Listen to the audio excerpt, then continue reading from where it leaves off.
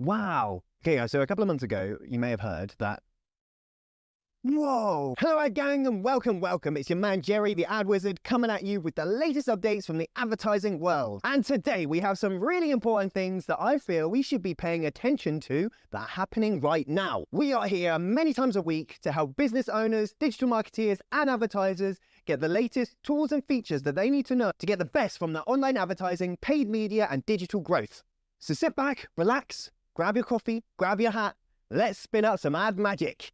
Yeah, guys, this is really cool. So a couple of months ago, you may have heard that LinkedIn are testing a vertical video feature on their app. Short form video is absolutely dominating at all platforms, and LinkedIn wants a piece of that pie. So in the last couple of months, I've been working on some really interesting updates to bring more native video to LinkedIn.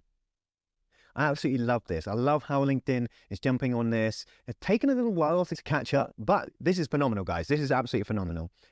We've been trying and testing a little bit with different IPs, with different VPNs to see if we can bring up this feature on our apps. It is yet to appear. So let me know if you guys have seen this feature yet. And they should be at the bottom of the LinkedIn app. There'll be a new feature which says video down here at the bottom, and I have a For You page where they will present very relevant video content. So I'm absolutely thrilled by this, guys. I think this is absolutely amazing. What it tells me is that LinkedIn is really prioritizing video.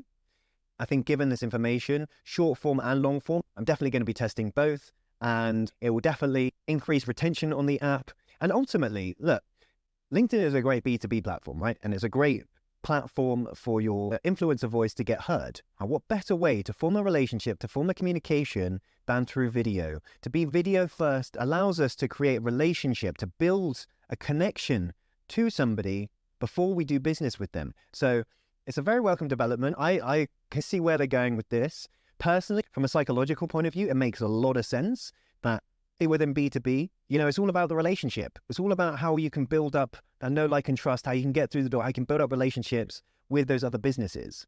I personally think that video is an amazing format in which to do that. So if you're like me, you're absolutely hyped by this, shoot me a comment. I'd love to hear what you think. If you think that this is a good avenue for LinkedIn to go down, and if you're going to be utilizing this in your online paid media and social media strategy. Wow. Guys, this is profoundly interesting, I think.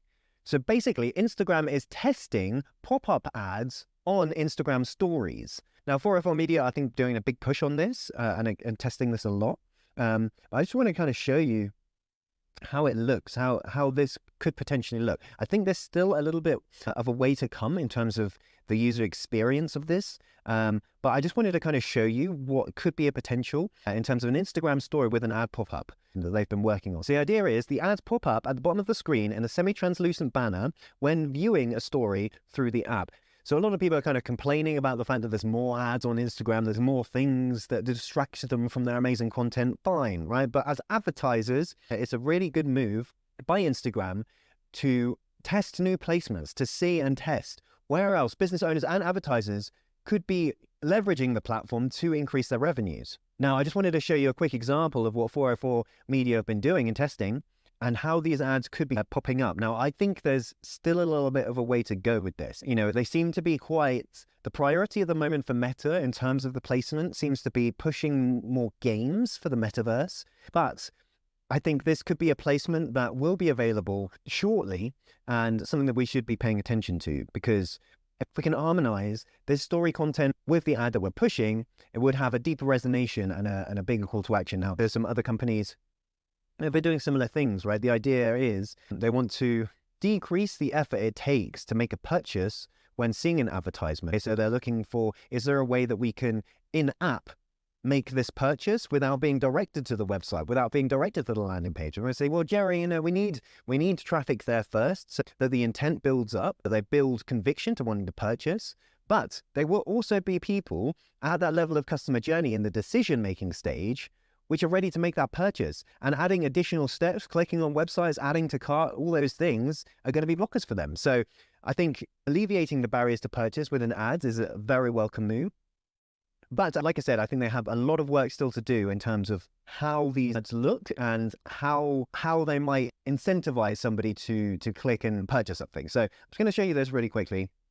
So here, as you can see, this section here is what I want you to pay attention to, because they brought in all these stories, but it's the super rumble words that is getting pushed at the bottom of the stories there. So they're talking about the Meta Horizon game here, and the story content itself hasn't got much to do with that. But I think there is definitely room for potential here, that especially if you're running app ads, or you do have an app that you're trying to promote, that this could run really nicely alongside some storytelling-based creative, some value-based creative, some testimonial-based creative, some demonstrate-based creative, that this might actually work really nicely alongside that.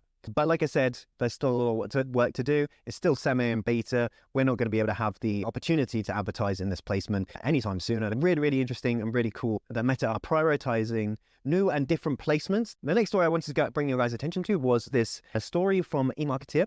They've done some research into the trajectory of the ad spend going into 2028. And I think this is quite important. We kind of could see this, I think, as things become more online, as things get more connected, as ever before, we will see the opportunity for advertising increase. And I believe that with these new technological touch points, that is very evident to me that over the next few years, advertising spend will increase. Now, we'll see increase in personalization. We'll see increase in the number of businesses that are around. We'll see personalization in how these AI features can evoke action. And what they formulated is the fact that the ad spend worldwide will grow by 9% this year, according to one of their forecasts. So, and they're saying that digital ad spend is going to increase 12.2% year on year. So that's very, very interesting. Yeah, like I said, it's a great time to be an advertiser. These tech companies, Google, Meta, all these companies are really working on lowering the barrier to entry. And I'm actually going to touch on that in a second.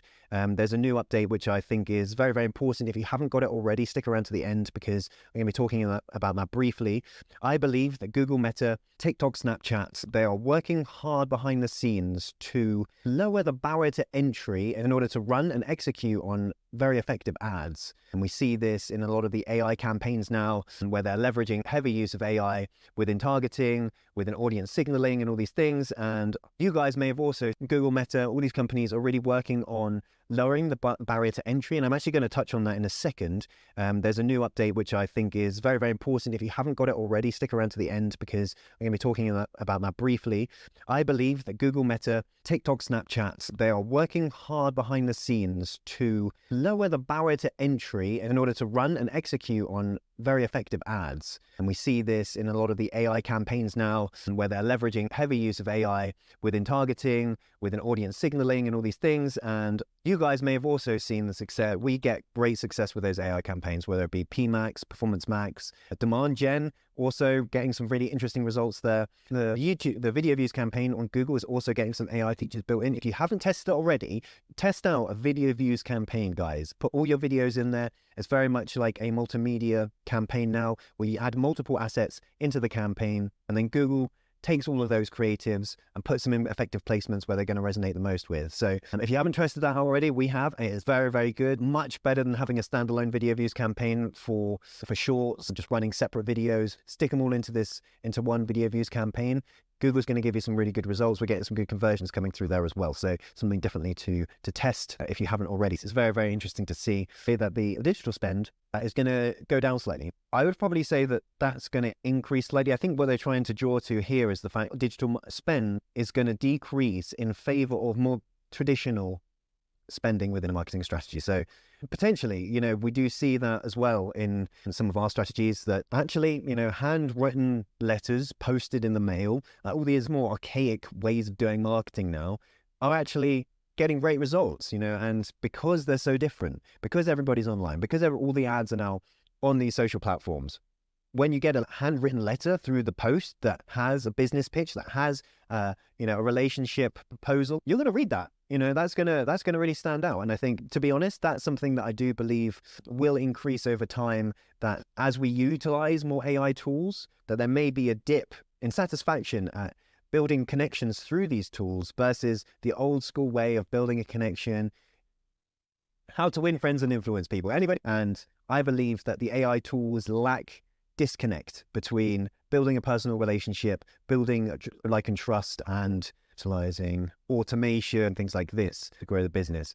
Yeah, so that's interesting. There's something I would probably argue against, is that the percentage of online or digital online ad spend would decrease from 12% to 8.9%. I will probably argue it may decrease a little bit, but it's not going to decrease that much. And I would have thought that come 2028, things are going to be a lot more digitalized, everything's going to be a lot more connected, and we'll see new advertising placements come up that we've never seen before, right? So this is a really interesting part of where we are right now, guys. You know, as online advertisers, we're in this path where we feel like Meta, Google, TikTok, all these companies, they're kind of eradicating our need to be here, right? They've got their own account managers now. They're really trying to lower the barrier to entry for using ad managers, you know, making things super, super simple, streamlined, so that anybody can go and add their ads. And I think that's great, because it allows, through self-actualization theory, allows people to govern their own destiny, create their own businesses, and build their own things. But as more placements become available, as we build out the metaverse, as we build out Web 3.0, all these kind of amazing things, as the blockchain technology starts to formulate itself in the world more than ever before, I could see that digital ad spend increase probably over that time as more placements become available, as there's more opportunity for advertising. I think that the ad spend will go up. Now, there is argument to be said that ad spend could be going down due to AI and some of these other tools actually reaching the results without needing to spend as much. Now, that's very likely to happen, that within these AI campaigns, we'll see better results, meaning that we need to spend less, meaning we get better return on ad spend, better return on investments. But because of that, I think people are going to spend more to get some of those results. So I don't think it really harmonizes with this idea that, oh, we're getting great results for less spend, so we'll just spend less to get those results. I think they go, oh, great, we can get, you know, more results for less spend. Let's spend more, we get more results. That's kind of how this capitalism system works. So I think, yeah, especially as we're heading into the territory of AI, as they say, capitalism on steroids is probably something that we're probably going to be looking at. It's amazing to see. There's still so much growth that we can do in the online space. I believe that advertising is still going to be a huge, huge part of our digital models going forward. And so I mean, these are just my musings, my ramblings, but if you have any insights, if there's anything that you think is particularly permanent within this analysis, I'd love to hear it. How do you think ad spend is going to increase or decrease over the next 5 years? I'd love to hear what you think. Comment down below. Okay, guys, next item on the agenda. I thought this was very, very interesting, coming out of Harvard University. It is a study that says simple, clear, and effective headlines, short, do best. Within this particular study, they took a sample of 9,000 people and they did over 24,000 tests on different headlines with a specific scope of looking at news headlines. So I think this is relevant and important to us because obviously within the hook and grab, within feed ads, overcomplicating headlines or making them too long can actually overconvolute a very simple decision-making process. So I thought I'd bring this in because I do see a huge emphasis on like big, lengthy headlines that I know for a fact are not getting read. If you think something differently, would love to hear what you think, but my estimations are something like maybe 5 to 10% of people read the copy. Most people look at the creative first. They might not read the headline. It doesn't mean that we need to completely negate these things, but know where there is leverage or know where to put emphasis. Main metric that they're looking at here, the primary metric for success here that they're looking at is click-through rate and the percentage of visitors who click on a given. This study went, I think, from 2021 to 2022, I believe. So as is the case, sometimes studies get delayed, but I do think that there's a definite need to focus on this too. I don't think it should be overlooked. So just wanted to bring that to you guys as well as some of the latest in from Harvard University. I'd love to hear what you think. If you think this is relevant, if you've seen longer headlines perform better, let me know. If you've been hidden under a rock or don't have Twitter/X, you will know that the beloved like feature has been hidden. Now, I personally believe this is an absolutely phenomenal move by Elon. It's great to be able to, it will tailor your feed experience to you based on the things that you're liking. So this allows us to fine tune our feed experience without being in these echo chambers. Say that you advocate for something without being ridiculed, without being judged and condemned by others. So Elon actually reporting that the increase in likes, this was from last week, that there has actually been a big increase in likes. And again, I think this is because people feel more safe, people feel relaxed. So yeah, really great move. Thought I'd mention that. If you don't know already, check out X and start personalizing your feed. I think it's a very, very cool thing to do. So guys, some of the final things that we're going to be looking at is a particular focus on Google Ads. Now, some of you already may have seen these platforms change. I actually got exposed to this only last week. I was helping a friend out run some ads for his new YouTube short film that he wanted to promote, and we set up a new ad account for him, and I got dropped in, and it looked so different. Google is really trying to make creating ads more and more accessible. And I think these new views of the ad manager, where it condenses everything, where it's moved everything around, actually from a usability point of view makes a lot of sense. I know that a lot of advertisers are going to be pulling their hair out a little bit because it's new things that we need to learn, new interfaces that we need to get to hang off. But I think actually playing around with it a little bit, it does make sense. I think there's just some free configurations that need to happen in terms of where I know things to be and where I know where to find things and now where they actually are. Some of you had exposure to the new Google ad platform before. I think typically if you're creating a new ad manager now, you'll have the new user interface. So yeah, come August, every ad manager will look like this. Okay, so I just thought I would quickly touch on this just so that you're aware. I'm going to actually show you guys what that looks like. So this is the new interface. Everything is kind of migrated to the left navigation menu. We don't have the pop down anymore where we've got access to the whole full menu. Everything has kind of been moved down to the very left hand side. It's not too obtuse in terms of like where you might expect things to be. And they've really just condensed the areas, the high interest areas. They've put all here on the very left-hand side so we can easily navigate them. As you have moved into Google Analytics 4, setting some goals up and things like this, very, very important. I think what it does do is it kind of harmonizes quite nicely with Google Analytics 4 in terms of the condensed view and the condensed conversion events and things like this. It's just going to take a little while for you to get used to, I think, but nothing. I would say there are no new features that are super, super profound. They've just moved and condensed some things around. But let me know what you think. Let me know in the comments below if you think this is a good move, if you like the new design, if you hate the new design, if you would much prefer to just stick in with the old ad manager. And that's a very interesting thing that I got exposed to last week in terms of the latest user interface. So very, very interesting and very interested to see how that develops over time as well. I think some of the things that the reasons that they're doing this is really, efficiency within the user interface. And if you're an advanced ad manager, I'd say you're very used to conversion configurations, running between different attribution platforms, like you've got the basic Google suite. And there's a lot of complexity within it. And I think definitely there's a lot of work to do that Google can do to minimize what's needed to execute on successful ads. And I think that changing the user interface like this allows them to also train people on how these interfaces work. Some of you guys may have had, Google ad reps that they literally don't know either. They don't know where to go, or I'll get back to you or something like this. So in terms of Google being able to streamline its internal trainability, I think this is another move towards that as well. And also, like I've mentioned a couple of times now, the lowering the barrier to entry for businesses and business owners to execute on ads, I think is becoming more and more prevalent. And I believe that as time goes on, more people will be using the Google ad managers because of these things. And that's something that in a longer term macro view, we'll be able to see. I believe the adoption rate of these tools will be a lot higher because the user interfaces will be a lot simpler. To execute on them will be a lot easier. And you won't need an expert essentially to go and create amazing ads to advertise your business, to grow your business and grow your revenue. So yeah, that's, I think, just my 2 cents.